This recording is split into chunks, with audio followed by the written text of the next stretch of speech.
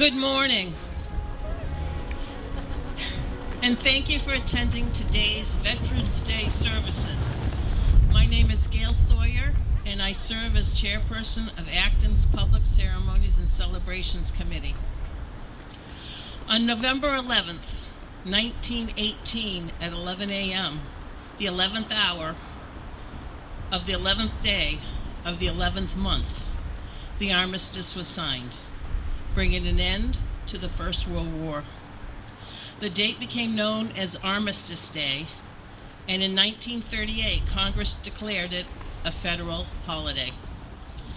Following World War II, the meaning of the day expanded, and in 1954, Congress officially named it Veterans Day, establishing it as a time to honor all American veterans of all wars.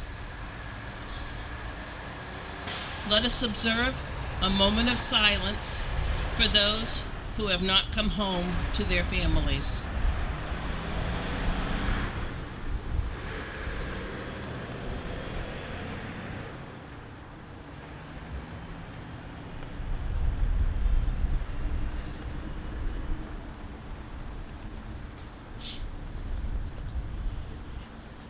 If you wish to participate in the following prayer, please bow your heads. Spirit of peace, we pause to honor and bless all who have served our country in the armed forces. Bring comfort and healing to every veteran who carries wounds of body, mind, or spirit. Please help us remember the depth of their sacrifices, offering their safety, risking their lives so that others might live in peace. Grant them strength, resilience, and support as they face any challenges ahead. And bless their families as they stand beside them with care, understanding, and gratitude for their service. Amen. I would like to introduce James McCrae, District Director of Veteran Services for Acton and Boxborough.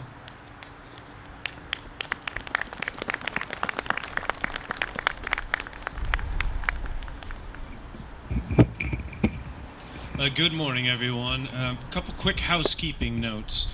For anyone who is going to be speaking today, the microphone and the distance from your mouth, it makes all the world of difference. So obviously you can hear me right now, but even this much far away or down here, it's going to be issues with the traffic. So please just be mindful of that when you're up here speaking, and don't be surprised if I give you a little friendly nudge if we hear you trailing. So that I just had to put that out there. And with that, please join me in the Pledge of Allegiance. I pledge allegiance to the flag and the United States of America, and to the republic for which it stands, one nation, under God, indivisible, with liberty and justice for all.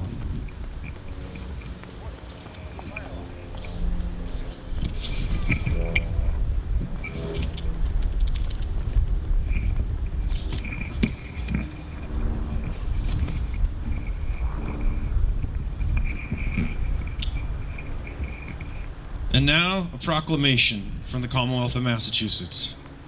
Whereas, since the Commonwealth's earliest days, thousands of men and women have served our country in defense of freedom and liberty. And whereas, on November 11th, 1918, after 4 years of conflict, the armistice was signed in the forest of Champagne by the Allied nations of Germany, ending World War I, a war to end all wars. And whereas, since that day, every November, people from around the nation have gathered to honor our veterans. Whereas, in November 2025, the world will commemorate the 107th anniversary of the armistice that ended the fighting in World War I at 11 a.m., November 11th, 1918, the 11th hour of the 11th day of the 11th month. And whereas, there are approximately 300,000 veterans living in Massachusetts, and whereas in recognition of the sacrifices made by those who have served our great nation, Massachusetts remains committed to supporting its veteran community through the HERO Act, honoring, empowering, and recognizing our service members and veterans. Whereas today we are reminded of great sacrifices and contributions our veterans have made to our country, and whereas we honor and salute those who served our country throughout the generations with honor, patriotism, and courage. Whereas it is appropriate that all Massachusetts residents remember the bravery of those who served their country, so that their dedication and sacrifices serve as a reminder of the cost of our freedom. Now, therefore, I, Maura T. Healy, Governor of the Commonwealth of Massachusetts, do hereby proclaim November 11th, 2025 to be Veterans Day.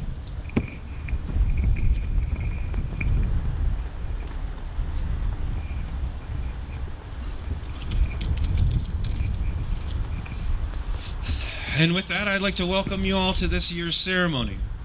I'd like to thank our town manager, John Mangiarotti, and Health and Human Services Director, Penny Funioli, for being with us today. I'd also like to thank Representative Dan Sena and Select Board members Fran Arsenault, David Martin, Jim Snyder Grant, and Alyssa Nicole for being here. I'd also like to thank the Acton Minutemen for their continuous involvement with these ceremonies year after year without fail. Thank you all for coming here to observe Veterans Day, a day of deep meaning, memory, and gratitude. Each year we set aside this day to honor those who have served our country in the armed forces. We do this not only out of respect for their service, but because remembrance matters. When we remember year after year, we do more than just recite history. We reaffirm the bond between the freedoms we enjoy and the sacrifices made on our behalf. We remember because service members, whether serving during peace or war, have faced hardships few of us ever will. They have left families, traveled far from home, and faced danger. They have made choices rooted not in self-interest, but in duty. And in doing so, they protected an ideal, that America is a place where freedom, justice, and opportunity are possible.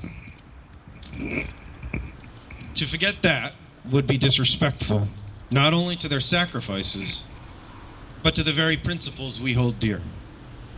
To remember again and again is to renew our commitment as citizens to live up to the promise they defended. Celebrating Veterans Day each year helps us in several essential ways. It keeps the story alive. Time passes, generations change, and the direct memory of combat, service, and hardship diminishes. By annually pausing, we refresh our patriotism, ensuring the lessons of the past do not simply vanish.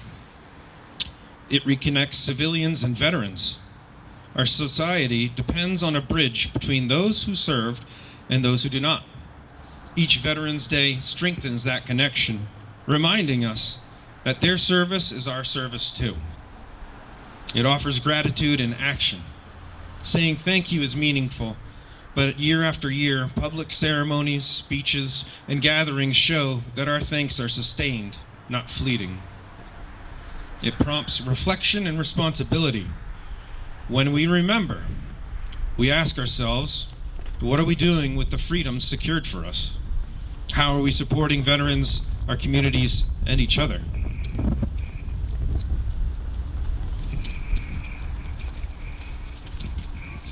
And lastly, it preserves legacy.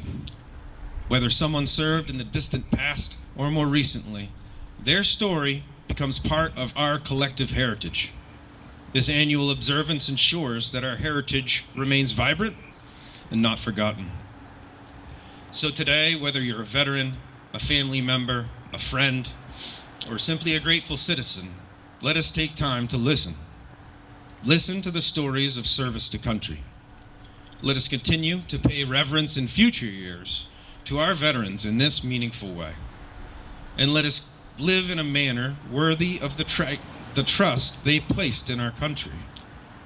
To all veterans past and present, we salute you, we remember you, and we honor you. Thank you.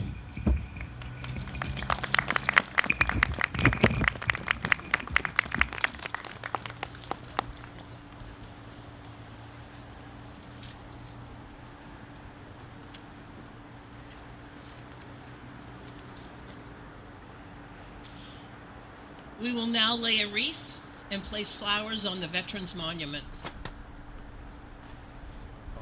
Yeah.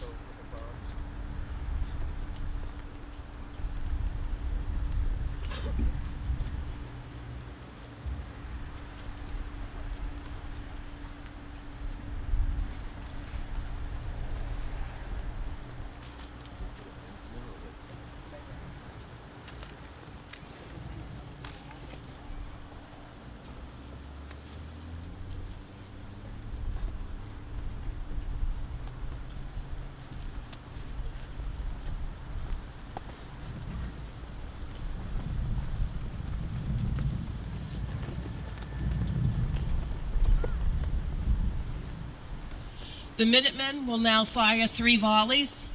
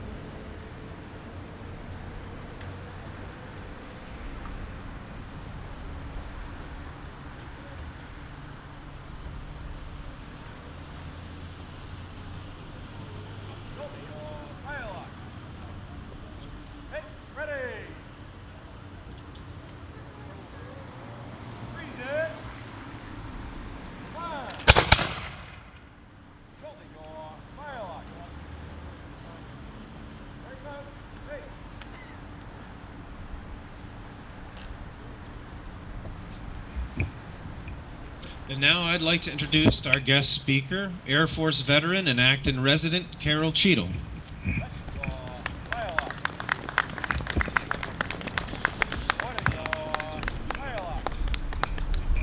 Good morning and welcome.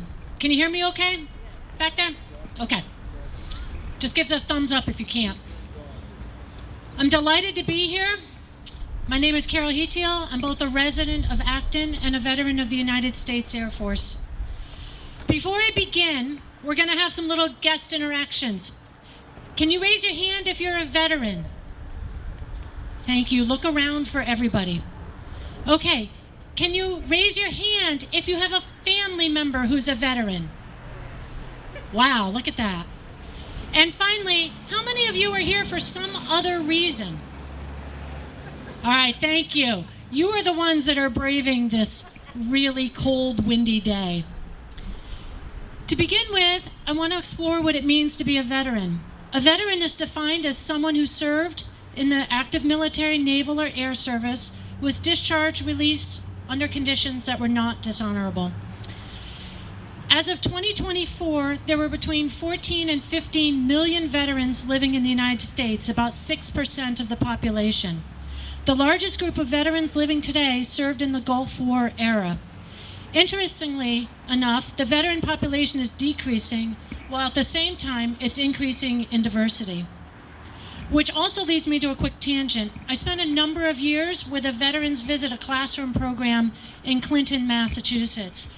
And talking about being a veteran, my military experience, especially when our children were young. They were almost always surprised that countries other than the USA have veterans, and they were equally surprised that their mother of their friend Hannah, Matthew, or Lenka is also a veteran. So, what it means to be a veteran: you entered your service, you served your time, you were discharged. Some veterans served a very short time, others went 20 or 30 years. If you talk with any veteran, they will tell you that it's so much more than just that. When you join the military, you take an oath. And I'd like to read the oath that I took. There's actually some different variations depending on what service, if you were officer enlisted. But my oath said that my name, it's been appointed a rank in the United States Air Force, do solemnly swear that I will support and defend the Constitution of the United States against all enemies, foreign and domestic, that I bear true faith and allegiance to the same, that I take this obligation freely without any mental reservation or purpose of evasion, and that I will well and faithfully discharge the duties upon this office of which I am about to enter. So help me God. I read this oath to you today because when you take this oath, it is binding, it is visceral, and it connects you to every other person who also took this oath. You're no longer a civilian. Now you have an additional identity that will stay with you for the rest of your life. I am sure that each of us has story after story how being a veteran, being in the military sticks with you. It might be noise like footsteps marching, the sound of reveille or taps, a specific smell, for me it's diesel fuel, or a random phrase that you hear, hoorah, hoorah. I was in the Air Force, so I can't quite say it the right way. AI, and I did not write this with AI, will tell you that there's 5 words to describe a veteran: experienced, disciplined, resilient, dedicated, courageous. I encourage you to take a look around and think about these 5 words as you look at the person you are standing or sitting next to right now. Especially for the children in our audience. Look around. Experienced, disciplined, resilient, dedicated, courageous. It's pretty awesome.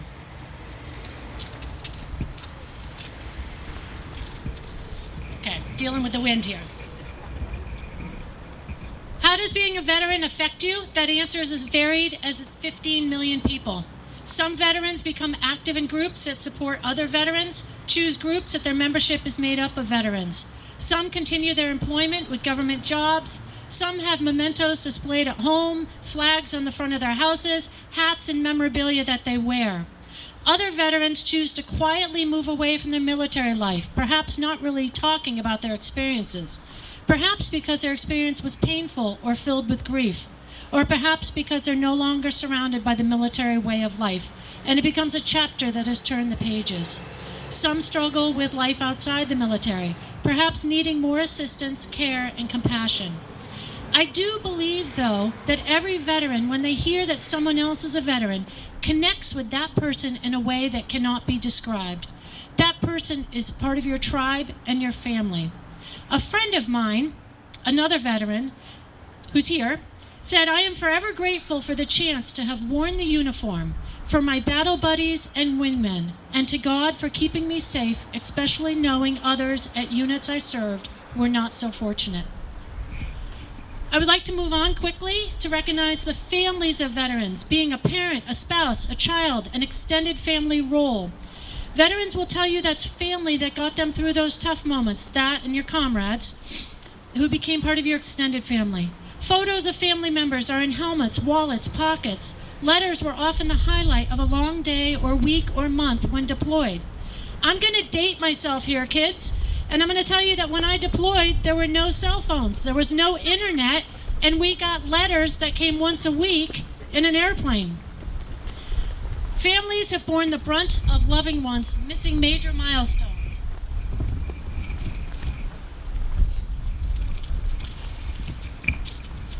They've missed milestones, celebration, long nights. They've sat waiting to hear that everyone is safe and coming home. They've been told the terrible news that someone they love is not coming home and was injured.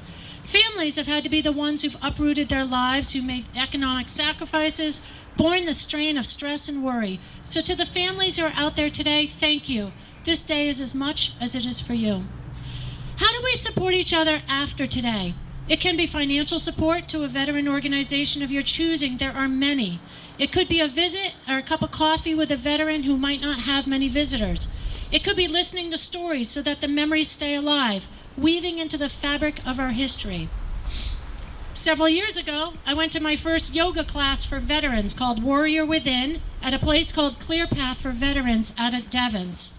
I had had a dear friend who had passed away the year before. He was a Vietnam vet who struggled with PTSD. He had encouraged me for years to try yoga, said it changed his life. One day, up popped an ad on my Facebook page about this nonprofit group. Missing my friend, I decided to reach out and try. I was nervous, not sure what to expect. 3 years later, I'm a regular at the Monday night class, and recently my husband started joining me. Our class has become a community. So from there, I learned about another program with the Boston Veterans Group that worked with Outward Bound, and I attended a 5-day all-women veteran sea kayaking expedition in the Boston Harbor Islands. When I asked 2 of my fellow kayakers, also veterans, what their words of wisdom I should impart today, the reply was always to remember Martha. Every veteran will have a story that is only known to them. I also polled some of my veteran friends, and I'm on the last page here. Asked them what to say. They said to talk about the brotherhood and sisterhood that comes with serving and remains for life. They also said, what more honorable oath is there to swear an oath to support and defend the U.S. Constitution? The last one said, every person who signs on that dotted line does so because they believe that the foundation upon which our country was built is worth defending. We have defended these freedoms not only for ourselves, but for our future generations. As I wrap up this much longer speech than planned, or we all wanted, let us take in a deep breath and look around. Thank you. Thanks to each of you and every one of you for your service and for your support of those who've served. Thank you for the opportunity to share my thoughts.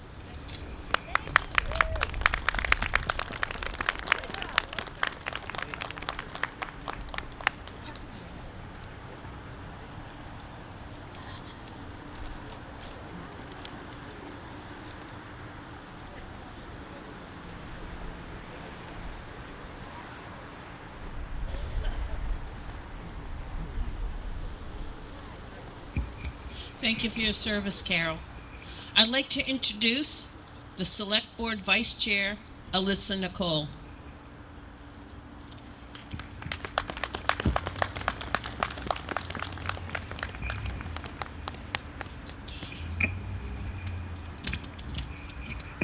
Good morning. It's so good to see you on this snowy day, today on our town common. This is a place where our community regularly gathers. We come here together throughout the year to celebrate our history, to honor the fallen, and to raise our voices in affirmation of liberty and democracy. We are surrounded by memorials that remind us of the generations that came before us. Memorials dedicated to the service members who fought right here or around the globe in defense of the ideals of democracy and freedom. Supporting veterans is something that should unite us all. They are our friends, our family members, and our neighbors. They are part of the fabric of the community, and their well-being is a reflection of our nation's gratitude. As we celebrate their service, we must also remember the great responsibility we all share to ensure that veterans receive the care, opportunity, and respect they have earned. Many of our veterans face challenges, from accessing health care and housing to finding stable work. They likely feel forgotten or worse, some may feel abandoned. 1 in 4 veterans live in a household that relies on food assistance, Medicaid, or children's health insurance coverage. 1.5 million veterans live in poverty. Around 30,000 veterans lack stable housing. 250,000 are unemployed. Perhaps most heartbreakingly, about 18 veterans are lost to suicide every day in this country. Veterans make up between 30 and 35% of the federal workforce that's been drastically reduced. Thousands of healthcare professionals in the Department of Veteran Affairs have been lost.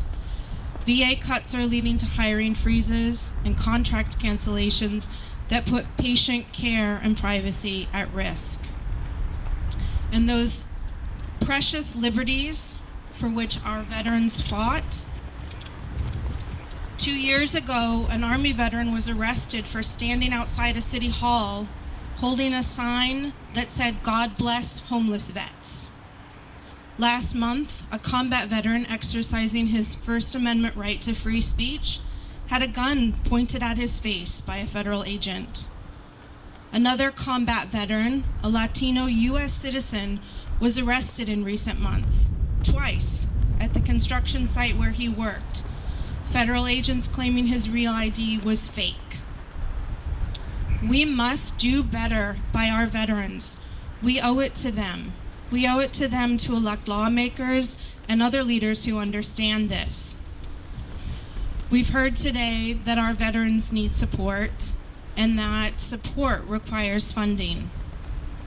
I think one of the best ways to honor the courage, sacrifice, and service of our veterans is by working ourselves to protect what they fought so bravely and selflessly for. Taking actions ourselves to safeguard the freedoms they defended. Voting, speaking out against injustice, donating to organizations that are working on behalf of our veterans, volunteering your time, speaking out for the constitutional rights of all who live here, working to ensure that everyone feels the benefits of freedom. This nation's service members have been and are, as Carol mentioned, diverse. Men and women, European, African, indigenous, Latino, and Asian, gay and straight, working class, middle class, and upper class, young and old, born right here in the United States and foreign born. It's important that all our veterans feel seen and valued. When you meet a veteran today or any day, don't just offer a cursory thank you for your service. Ask them to share their story with you. We heard Carol's story today. We can hear other stories throughout the year. Listen, learn, and carry their spirit of service forward in your lives.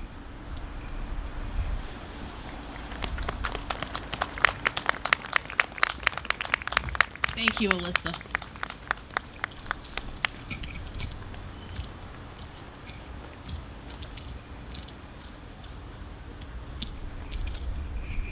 I would now like to introduce the Acton Minutemen, who will present the history of the flag with members of Cub Scout Pack 70 holding the flags.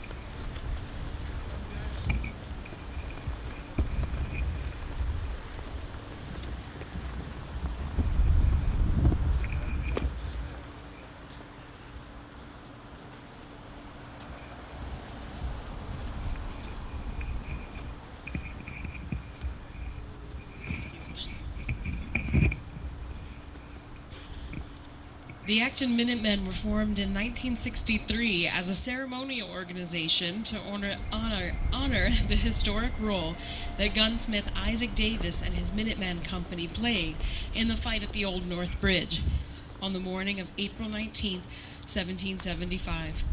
Captain Davis, in response to Major Buttrick's call for a group to lead the advance on the bridge, said, "I haven't a man who's afraid to go," and swung his 38-man company into the lead.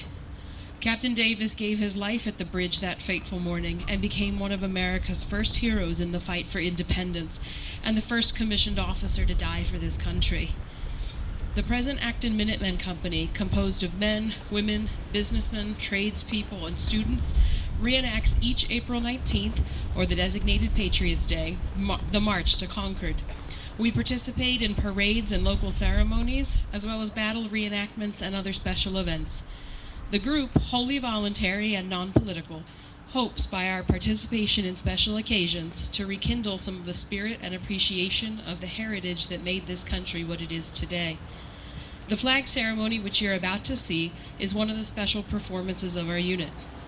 Your narrators today are Distaff Member Jessica Duryea and current co-commander of the Minutemen, Becky Audette. The original author of this ceremony is Carl Hedden.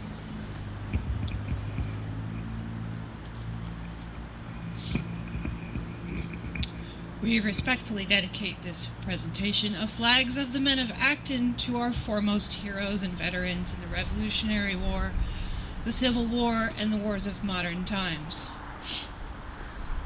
The men of Acton have served under many flags of our nation. Most notable are the Stars and Stripes from the 13-star flag to the present-day 50-star flag. It is fitting and proper on this occasion, however, that we recall the banners of our heritage.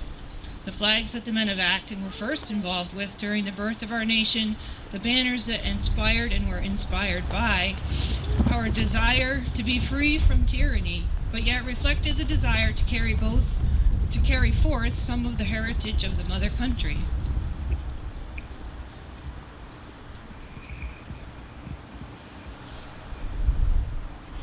The first flag, the British Union Jack, is shown by Andrew C. As might be suspected, flags of English heritage were to play the principal role in the development of our American banners. The Cross of St. George, a red cross on a white field, and the Cross of St. Andrew, a white cross diagonally on a blue field. They were combined in 1603 to form the famous Union flag, or Union Jack, that flew over the colonies for more than a century and a half, from Jamestown to Plymouth, Boston to Acton, till 1775. The present-day British Union Jack is similar with an additional red cross.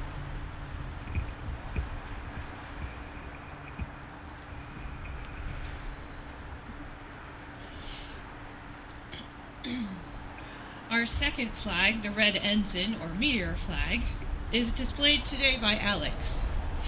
The Red Ensign, or Meteor flag, was commonly seen on merchant ships as well as the men of war. It was the flag of General Gage and Lord Howe as they occupied Boston and the countryside during the brewing storm of the 1760s and 70s. This flag became the basis of some of the more important flags of the colonial resistance, as we will soon see. It inspired the Endicott flag, the Newbury flag, the New England flag, and with the word liberty in bold letters, the Taunton flag in 1774.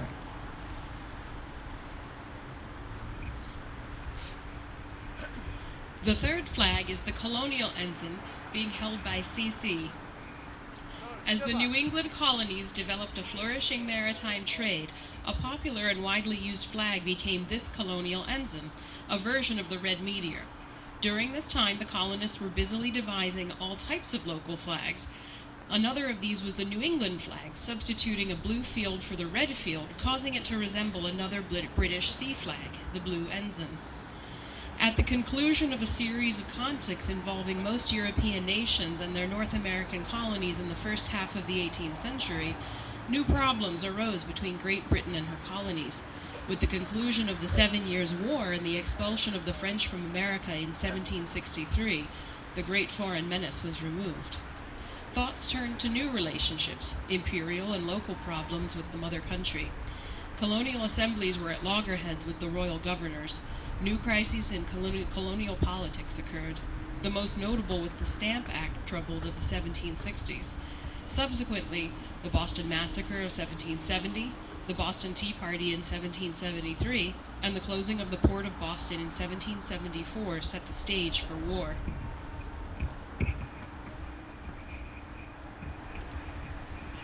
Apologies for the confusion. That flag was held by Shiva.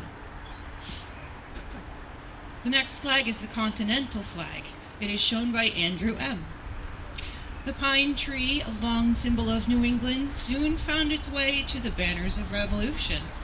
The Continental flag, the red meteor with the pine tree substituted for the British Union in the canton, was the first in universal use in this area.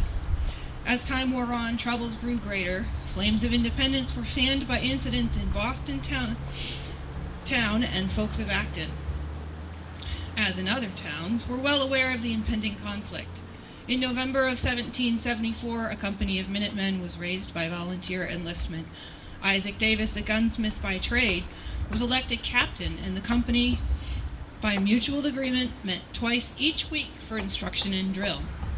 Bumpkins and yokels, according to the lobsterbacks of General Gage in Boston, were seeking to act in a military manner. And so it was. As event led to event, the climax occurred on the morning of April 19th in 1775, which we are so familiar. At the Old North Bridge, Captain Davis, unafraid, was first in the fight. Following in line after the Acton Company were 3 Concord companies, a 2nd Acton Company, followed by companies of Bedford and Lincoln, and a 3rd Acton Company, and by the rude bridge that arched the flood, their flag to April's breeze unfurled. Here once the embattled farmers stood, and fired the shot heard round the world.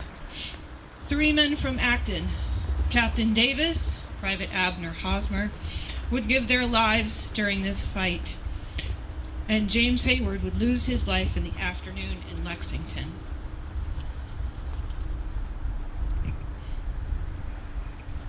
The 5th flag is the Bunker Hill flag displayed today by Victor. Men from Acton joined in the pursuit of the British, which followed the action at the bridge. James Hayward would lose his life in the afternoon at the Fisk House in Lexington. Others went all the way to Cambridge and joined in the siege of Boston that ensued. An old order died on April 19th, simply because so many ordinary citizens believed in and answered the call of liberty. In spite of the rough treatment, the British held Boston for several more months. They were blockaded on the land side by the thousands of volunteers from the more distant parts of New England who joined the Minutemen and militia to form the strong line encircling the city. Veterans of former wars and the recent conflicts were there, to the names of Israel Putnam, Nathaniel Greene, John Stark, William Prescott. We must add the names of Acton's own: Hunt, Blanchard, Davis, Fletcher, Thorpe, Barker, and 18 others who fought in Colonel John Nixon's regiment with skill under this banner and the Pine Tree banner at Bunker Hill, June 17, 1775.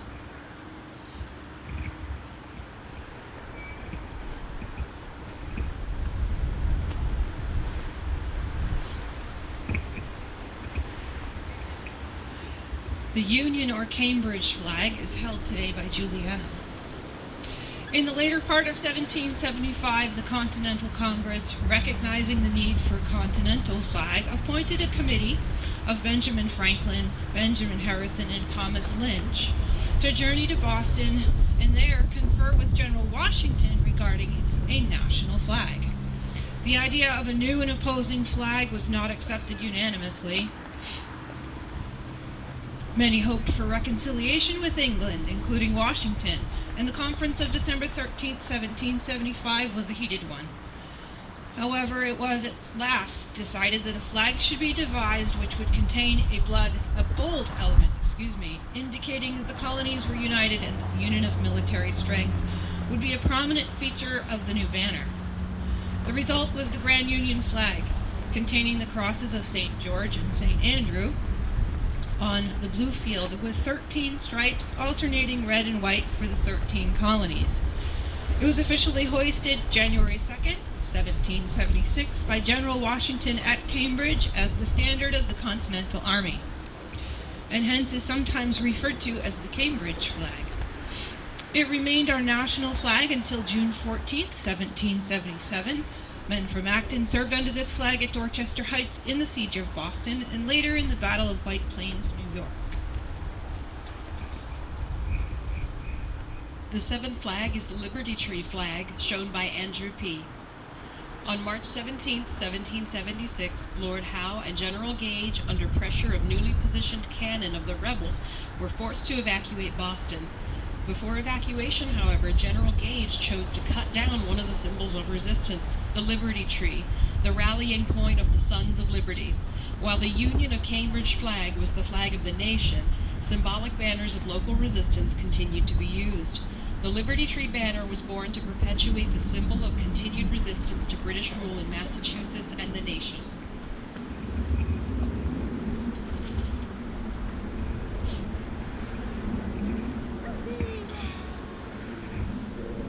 Number 8 is the 13-star flag, is displayed today by Finnegan.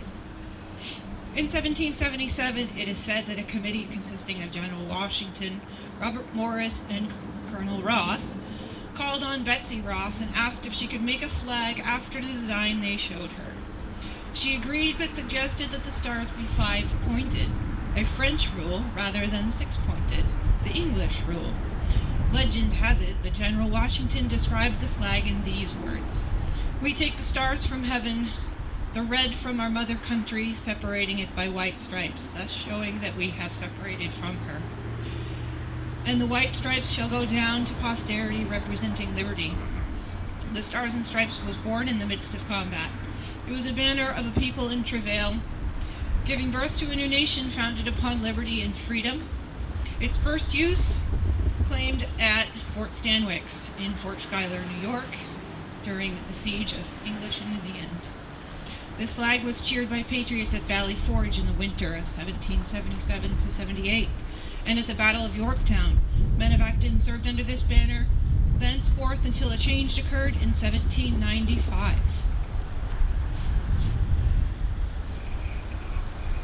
The ninth flag, the 15 star and 15 stripe flag, is shown by Kalin. With the passage of time, new states were admitted to the Union, creating a new problem for our flag's design.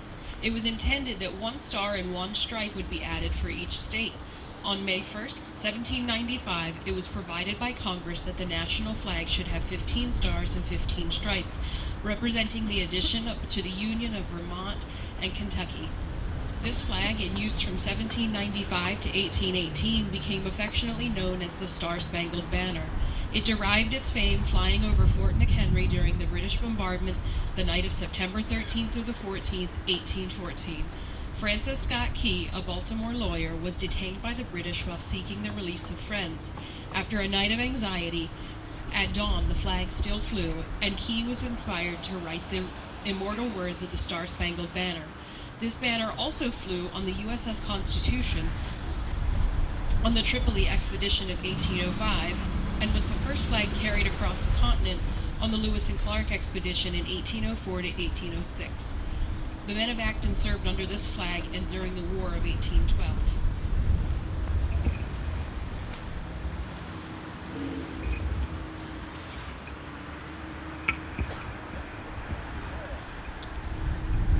And finally, the modern flag, the American flag, the 50-star flag, is displayed today by Benjamin. In 1818, by Act of Congress, the number of stripes was fixed at 13, and that after July 4th, 1818, only new stars would be added for each new state entering the Union. In 1818, our flag was 20 stars. By 1848, at the close of the Mexican War, our flag had 29 stars. 4 new stars were added between the Mexican and Civil Wars. In 1861, Acton's men served under the 34-star flag, and later in 1864 under the 36-star flag. Acton's veterans of the Spanish-American War fought under 45 stars. The 48-star flag, notable for its length of use, 47 years, from 1912 to 1959, was the banner of Acton's fighting men in 2 world wars. The 49-star flag was in use 1 year when it was surpassed by 50 stars. As we look back on over 250 years of history, we are reminded that our forebears, under many different banners, have given the last full measure to preserve the right of free choice in governing themselves, and the 4 essential human freedoms: freedom of speech, freedom to worship, freedom from want, and freedom from fear. They remind us that freedom is not without its price and its obligations, today as it was in their day. Acton Acton Minutemen of today march in memory of April 19th, 1775, and those men who have gone since that time, with a new banner commemorating the heritage of the past, a pride and responsibility in the present, and a hope for the future. And we too are not afraid to go into that future.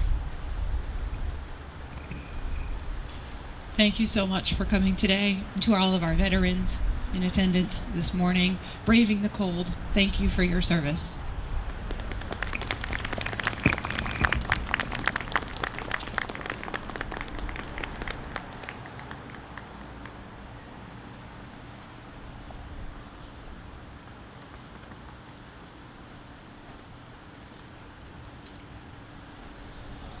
Thank you, Jessica, Becky, members of the Acton Minutemen, and members of Cub Scout Pack 70. If you'd like to join me in the benediction, please bow your heads. We conclude our time together. Let us carry forward a spirit of gratitude. May we honor the service and sacrifices of our veterans, not only today, but every day. May they find strength, healing, support in their communities, and may their families be uplifted with appreciation for all they have given.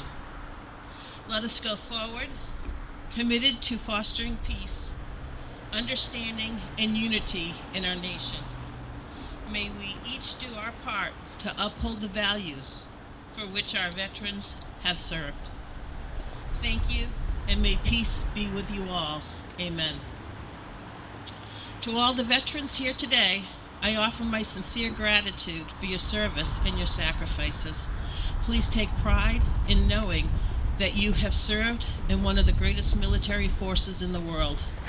To all of you that have joined us today, thank you for choosing to honor our veterans and for showing your support for our heroes, past and present.